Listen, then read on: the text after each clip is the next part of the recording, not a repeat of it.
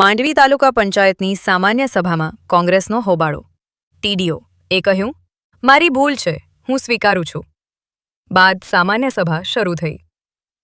કચ્છના માંડવી તાલુકા પંચાયતની સામાન્ય સભા દરમિયાન કોંગ્રેસના નેતા ખેરાજ ગઢવીએ ઉગ્ર વિરોધ નોંધાવી સભામાંથી વોકઆઉટ કરતા થોડા સમય માટે તંગદિલીનું વાતાવરણ સર્જાયું હતું. ખેરાજ ગઢવીએ આરોપ લગાવ્યો કે સભા યોજાવાના 7 દિવસ પહેલા તેમણે ટીડીઓને 6 થી 7 મહત્વના લોકપ્રશ્નો એજન્ડામાં સામેલ કરવા રજૂઆત કરી હતી, પરંતુ આ મુદ્દાઓને સંપૂર્ણપણે નજરઅંદાજ કરવામાં આવ્યા છે. તેમણે જણાવ્યું કે જ્યારે પ્રજાના પ્રશ્નોને સાંભળવામાં જ ન આવે ત્યારે આવી સભાનો કોઈ અર્થ રહેતો નથી. આથી તેમણે સભાની કાર્યવાહી સામે અસંમતિ વ્યક્ત કરી સભા છોડી દીધી હતી. વોકઆઉટ બાદ થોડા સમય માટે સભામાં ગરમાવો જોવા મળ્યો હતો અને ટીડીઓ શ્રીએ કહ્યું, મારી ભૂલ છે, હું સ્વીકારું છું. થોડા સમય બાદ સ્થિતિ સામાન્ય બની અને સભાની કાર્યવાહી ફરી શરૂ કરવામાં આવી હતી. બીજી તરફ તાલુકા પંચાયતના ઉપપ્રમુખે જણાવ્યું હતું કે મેરાઉ ગામના સરપંચે તબિયત ખરાબ હોવાના કારણે રાજીનામું આપ્યું છે. ઉપરાંત જિલ્લા પંચાયતની ચૂંટણીમાં ચૂંટાયેલા ગોધરા ગામના વર્ષાબેન કન્નડ અને પીપરી ગામના વાલજીભાઈ સંઘારે પણ સરપંચ પદેથી રાજીનામું આપ્યું હોવાનું સભામાં નોંધવામાં આવ્યું હતું.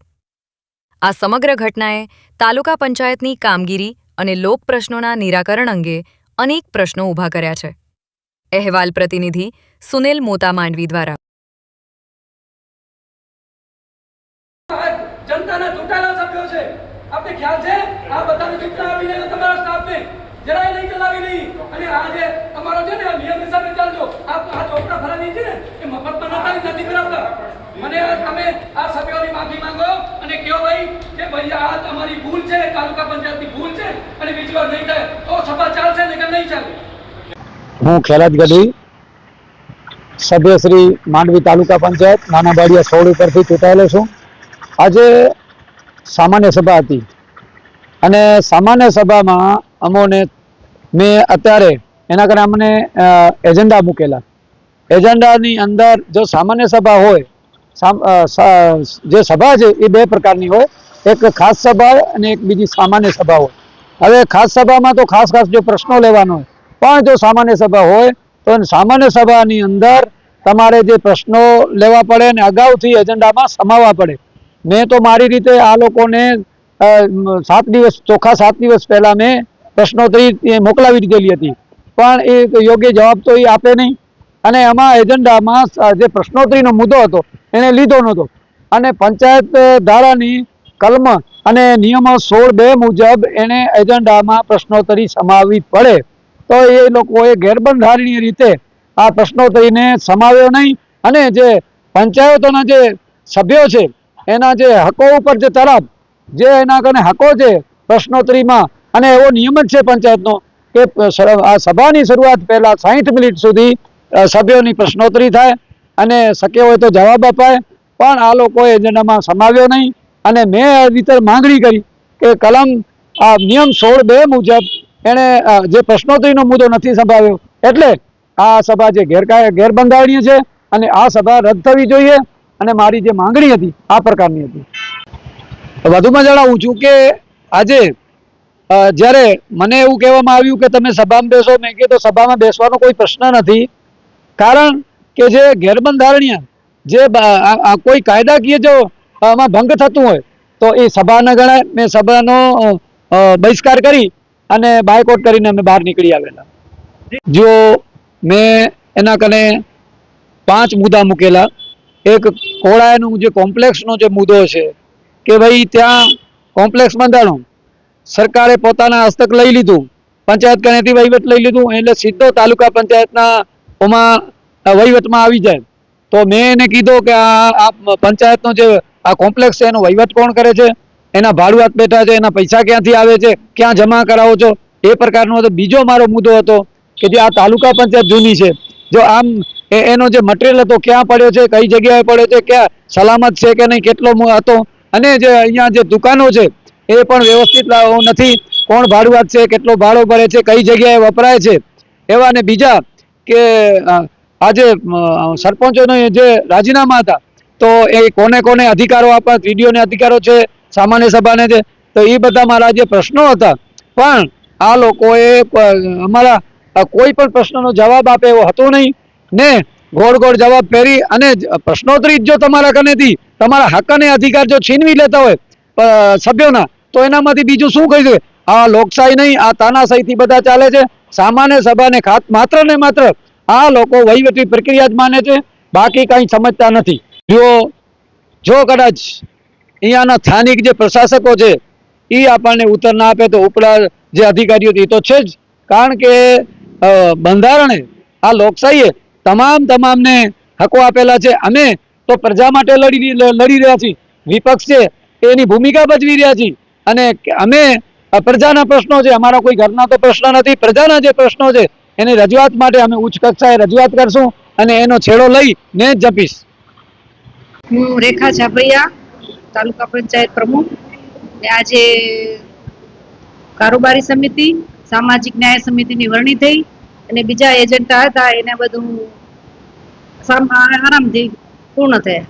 ખાસ કરીને વિપક્ષ દ્વારા કયા મુદ્દાઓ એના અમુક પ્રશ્નો હતા, એનો નેક્સ્ટ સભામાં આપણે સાથે બેસીને જવાબ આપી દેશું.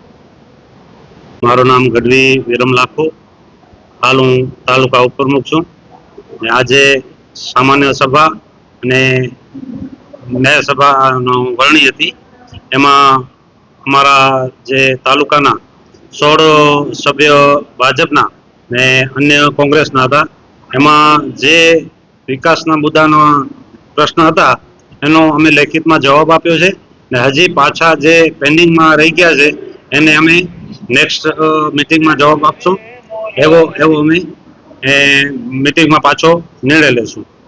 ખાસ કરીને આજ તો 3 ગામના સરપંચો જે એક નાદુરસ્ત તબિયત હોવાના કારણે મેરાવ ગામના સરપંચે રાજીનામું આપ્યો, અને રાયણના જે અમારા હમણાં જે તાલુકામાં ચૂંટાણા બેન એનો રાજીનામું હતો, ને ત્રીજા ગામમાં આપણે ગોધરા એના પણ જિલ્લા પંચાયતના સદસ્ય વર્ષાબેન એ પણ અમારા સાથે ચૂંટાણા, એટલે એનો રાજીનામું હતો. ખાસ કરી 3 મુદ્દા એ હતા. બાકી તો પાણી ને અમુક એવા સમસ્યાઓ હતી, એ સમસ્યાનો જવાબ આપ્યો છે, અને હજી જે પેન્ડિંગ છે એ આગલી મિટિંગમાં અમે લઈ લઈશું. મેરાવ ગામના સરપંચ છે એની તબિયત નાદુરસ્ત હોવાથી એ સ્વૈચ્છિક પોતાના રીતે રાજીનામું આપ્યો છે, અને જે રાયણના છે સરપંચ શ્રી એ હમણાં તાલુકામાં ચૂંટાયા, તો એ પણ તાલુકામાં હાલના તબકે નવા ચૂંટાણા એટલે સરપંચ પદેથી રાજીનામું આપ્યું છે. પીપરી ગામના સરપંચ વાલજીભાઈ એ પણ હાલમાં જિલ્લામાં ચૂંટાણા, એટલે વાલજીભાઈએ પણ રાજીનામું આપ્યો, એ પણ રાજીનામું સ્વીકારવામાં આવ્યું.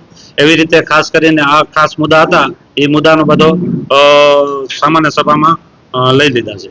આજ રોજ માંડવી તાલુકા પંચાયતની સર્વપ્રથમ સામાન્ય સભાની જે મિટિંગ યોજાઈ હતી, જેમાં આજે સર્વાનુમતે કારોબારી સભ્યોની સમિતિ અને ન્યાય સમિતિના સભ્યોની સમિતિનું સર્વાનુમતે નિમણૂક થઈ હતી, અને સાથે સાથે માંડવી તાલુકાના અલગ અલગ વિસ્તારોના જે પણ પ્રશ્નો છે એ પ્રશ્નોની પણ ચર્ચા થઈ, અને આગામી સમયમાં આ સમિતિમાંથી એક ચેરમેન પણ બને એના માટે તારીખ પણ આપવામાં આવી છે, અને આજની સામાન્ય સભા ખૂબ જ સફળ રહી અને ખૂબ શાંતિપૂર્વક માહોલમાં પૂર્ણ થઈ છે.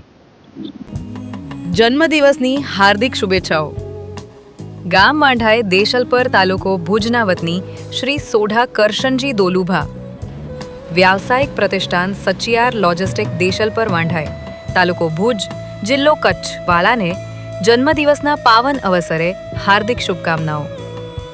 પરમાત્મા આપને ઉત્તમ સ્વાસ્થ્ય, દીર્ઘાયુષ્ય, સુખ, સમૃદ્ધિ, યશ અને સતત પ્રગતિ પ્રદાન કરે. આપના જીવનમાં ખુશીઓના નવા રંગો ખીલે, પરિવાર સાથે આનંદ, શાંતિ અને સફળતાના નવા શિખરો સર કરો, તેમજ વ્યવસાય સતત વિકાસના નવા આયામો પ્રાપ્ત કરે તેવી હૃદયપૂર્વક શુભેચ્છાઓ. આપનો દરેક દિવસ નવી સિદ્ધિઓ, સન્માન અને ઉજ્જવળ ભવિષ્ય તરફ આગળ વધે તેવી માં આશાપુરાના ચરણોમાં પ્રાર્થના. જન્મદિવસની ખૂબ ખૂબ શુભેચ્છાઓ. શુભેચ્છક શ્રી સાડુભાઈ રામદેવ હોટલવાળા હરીશી રાઠોડ, ગામ ડુમરા, તાલુકો અબડાસા, કચ્છ.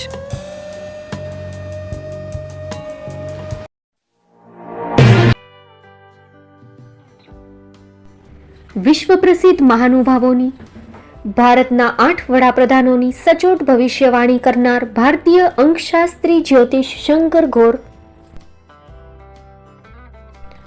ભારતના વડાપ્રધાન શ્રીમતી ઇન્દિરા ગાંધીની વિજયની તથા અકાળે મૃત્યુની સચોટ ભવિષ્યવાણી કરનાર જ્યોતિષી, ભારતના વડાપ્રધાન રાજીવ ગાંધીની વિજયની તથા રાજીવ ગાંધીના અકાળે મૃત્યુની સચોટ ભવિષ્યવાણી કરનાર ભારતીય અંકશાસ્ત્રી, ભારતના વડાપ્રધાન નરેન્દ્ર મોદી 2014માં વડાપ્રધાન બનશે અને લાંબો સમય શાસન કરી 2024માં જીતની હેટ્રિક કરશે તેવી 12 વર્ષ અગાઉ સચોટ ભવિષ્યવાણી કરનાર વિશ્વના પ્રથમ ભારતીય અંક જ્યોતિષી, મંત્રજાપ ગુરુના નંગ વગર મુંબઈ, રાજકોટ, જામનગર, ગાંધીધામ અને ભુજમાં 20,000થી વધારે લોકોને સાચી સલાહ અને સચોટ ઉપાય કરનાર જ્યોતિષીની સાચી સલાહ ઘર બેઠા મેળવો. જ્યોતિષી શંકર ગોર. સંપર્ક કરો 9909602928. એડ્રેસ નોંધી લેશો. Tina house, doctor Bhanji street, છઠ્ઠી બારી, રિંગ રોડ, ભુજ, કચ્છ.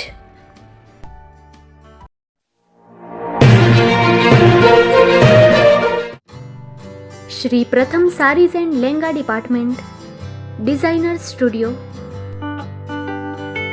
આપના શુભ લગ્ન પ્રસંગોને યાદગાર બનાવતું એકમાત્ર Shri Pratham sarees and lehenga department. Exclusive showroom. અહીંથી તમને મળશે ફેન્સી બ્રાઇડલ ચણિયાચોલી, સાઇડર chaniya choli, readymade gown, fancy dress materials and readymade dress તેમજ અનેક અલગ અલગ વેરાયટીઓનો ખજાનો. મુંબઈ દાદરમાં વિશ્વાસપાત્ર સ્થળ. અમારું સરનામું નોંધી લેશો. Shop number 5-6 and room number 11-12-123, Hariram mansion, bank of મહારાષ્ટ્રની સામે, દાદા સાહેબ ફાલ્કે રોડ, દાદર ઈસ્ટ, મુંબઈ, મહારાષ્ટ્ર. સંપર્ક કરો વિપુલભાઈ જે વ્યાસ. Mobile number 9769781930, 9082438586. તો તમે રાહ કોની જુઓ છો? આવો, તમારા પરિવાર અને મિત્રને પણ સાથે લઈ આવજો.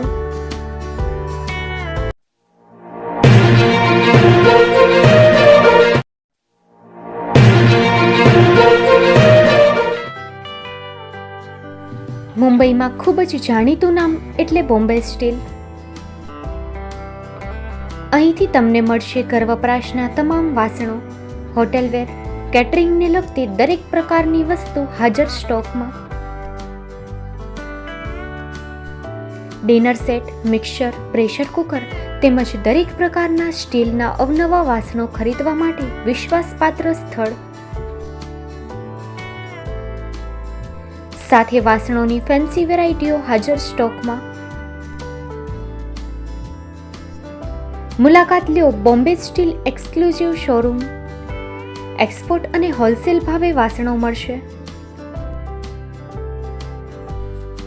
નંબર નોંધી લેશો. જગદીશભાઈ પટેલ 9221870713, 02266747625. મારુતિ ચોગડે 9930864095. Website www.thebombasteel.com.